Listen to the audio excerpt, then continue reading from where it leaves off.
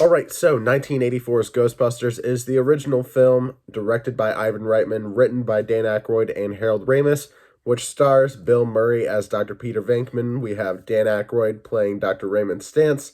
We have Harold Ramis playing Dr. Egon Spangler, and Ernie Hudson playing Winston Zedmore. And those are the four actors that play the Ghostbusters in this film. They are fantastic. We wouldn't have the movie we have today if it weren't for these actors playing these characters so perfectly. And also in this film, we have Sigourney Weaver, which a lot of you might know from the Alien franchise, here playing Dana Barrett. I think it's pronounced Barrett.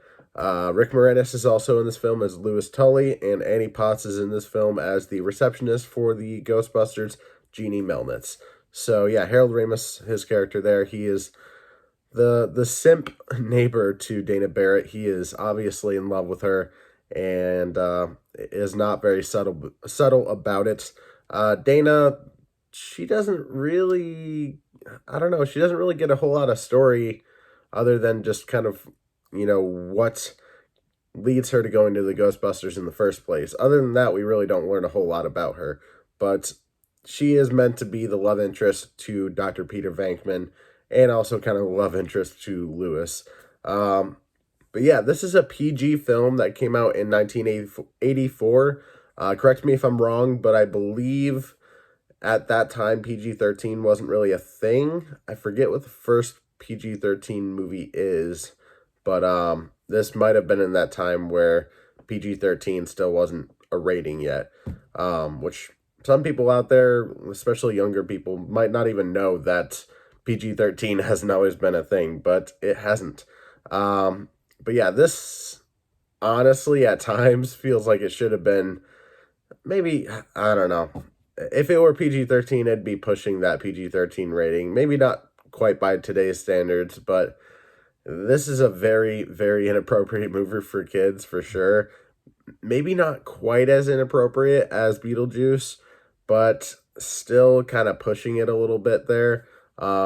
Which, by the way, in terms of all these reviews coming out, I still haven't reviewed Beetlejuice. I believe that should be the next film I review. But yeah, not quite as inappropriate as Beetlejuice, but it's pretty darn close. There's a lot of sexual humor in here. There's even a scene where a ghost is like unzipping Dan Aykroyd's pants, and I'm just like, this is supposed to be a PG film for the whole family to see. I feel like at the time people were a little more conservative, so I'm surprised that it was as big of a hit with kids as it was. But at the same time, it's a movie about ghosts and it's funny, and there's a lot of charisma with the actors. And basically, the whole goal going into this movie was how do we make basically a ghost paranormal horror film, but funny. And I think they pulled that off perfectly here because of the writing alone. I think they did a perfect job. Dan Aykroyd and Harold Ramis put together a really great skip. I can't talk right now. Put together a really great script for this film. It is absolutely hilarious, but for kids, maybe not as much. Personally, I probably would wait until my kid, I mean, theoretical kid, because I don't have a kid, but I would probably wait until they were like maybe 10, 11, 12. I don't know. Yeah, I would consider it as a PG-13 film in my mind because there is a lot of humor in there that's probably not the most appropriate for younger audiences. And I watched this as a kid. I turned out fine for the most part, but stuff like that you gotta kind of be careful with, I guess, with subtle themes in movies, and not so subtle with this movie, especially because there's a scene in here with Dr. Peter Venkman's character and Dana Barrett, which, spoiler alert, but this came out in 1984.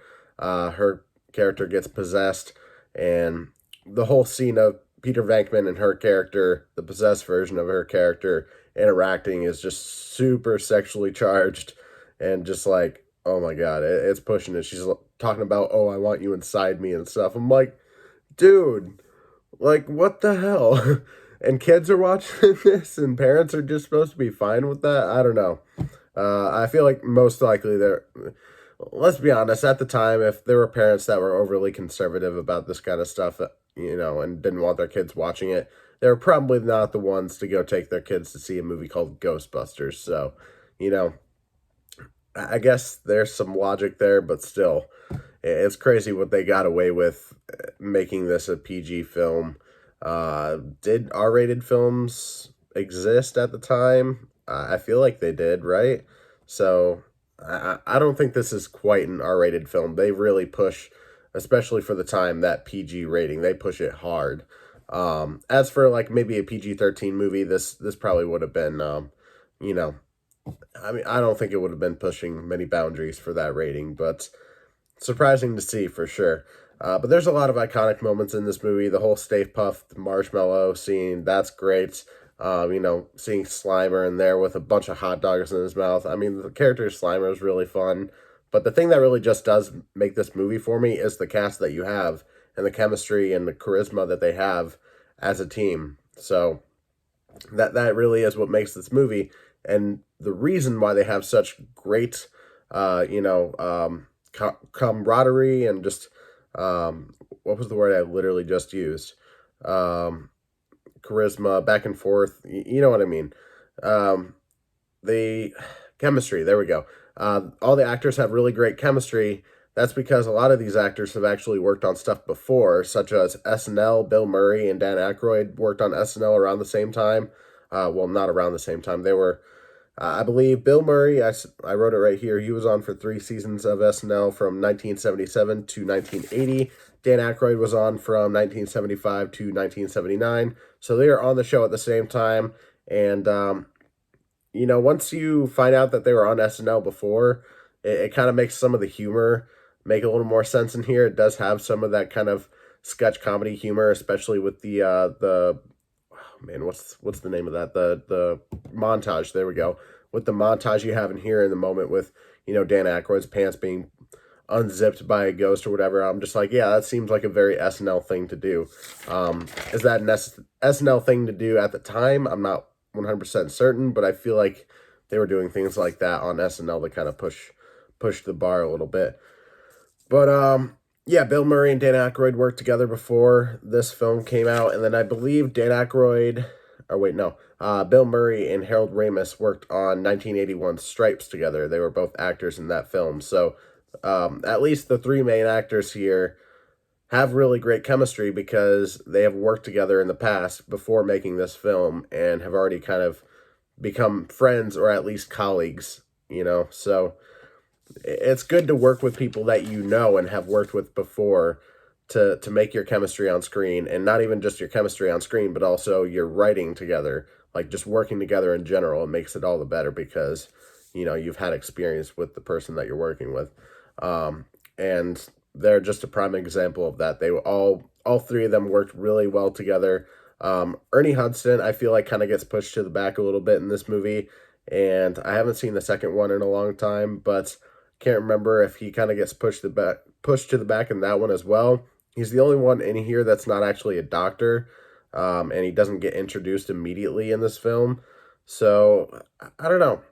They just kind of hire him on a whim, and I like his character, but they just don't give him as much to do as I would hope.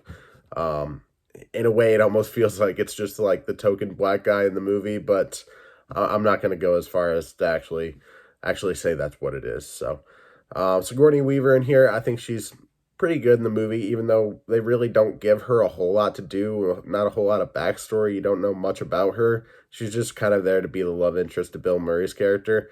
But overall, I mean, she's fun to watch in this movie. Sigourney Weaver is a great actress, and I love everything I see her in pretty much.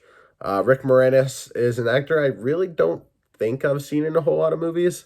Was he in Honey, I Shrunk the Kids? I think he might have. Excuse me. But yeah, he's funny in this movie. He is definitely, by today's standards, a simp. So yeah, his character can be a little bit annoying at times, but I think it fits with the movie within the movie that it's in. And then Annie Potts is Jeannie Melnitz. I mean, she doesn't give a whole lot to do, but you kind of feel bad for her at times just because she's like overworked and underpaid. So yeah, great cast here. I love the humor in the film. But I will say, in terms of like the plot overall, is it like the best, kind of ghost horror kind of comedy plot that I've ever seen? Not necessarily. There's a lot of, maybe not a lot, but there's a decent amount of elements in this movie where I was just like, and I'm just not really having as much fun as I used to with this movie, because I haven't really watched this movie in quite a while. I wouldn't say it's been since I was a kid, because I watched it, with at least the last few years or so. But you know, there's something about this movie that I respect it. I love it. It's iconic and a classic, but it's not necessarily one that I would go back to watch every single Halloween. For me personally, the kinds of movies that I go back to every Halloween are typically the classic slasher films like Halloween, Nightmare on Elm Street, Scream, all that kind of stuff. But in terms of this, just as a movie as it is, and respecting the work that went into it, and the amount of passion that this project was, not only for the director but for the writers and the actors as well. I'm going to go ahead and give this movie a 7.5 out of 10. I think it's a great film. It's a classic. You got to respect it. But overall, it's not really one that I am in a rush to rewatch every Halloween, or really in a rush to rewatch maybe like every year or so. I'm sure there's a lot of people out there, and I know this for a fact. There's a lot of people out there that love this film, and I completely understand why. I respect it absolutely. It's hilarious. There's a lot of fun to be had with it. Yeah, some of the visual effects don't hold up by today's standards, but a lot of the practical effects do for me. And honestly, I say this as much as possible. I wish that Hollywood nowadays would go back to using more practical effects than visual effects, because oftentimes the practical effects far outweigh the visual ones, and almost at times look even a little bit better. So there's my review for 1984's Ghostbusters. Have you seen it? What have you think? What did you think? Do you love it? Do you hate it? Are you in the middle? I definitely very much like this movie. I wouldn't go as far as to say I love it, but it's still a classic. You got to respect it, and it was fun to watch. So yeah, have you not seen this original Ghostbusters film? Are you planning on watching it this Halloween season? Yes or no? Why or why not? I would love to know, and just to hear from you in general. I'm on Instagram film_punch, at film_punch. Say that one more time so you don't get confused there, because I just confused myself. But yeah, give me a follow over there. Leave a like on the video, subscribe, hit that notification bell so you never miss an upload. And I will see you in the next video with my review for Beetlejuice. See you later.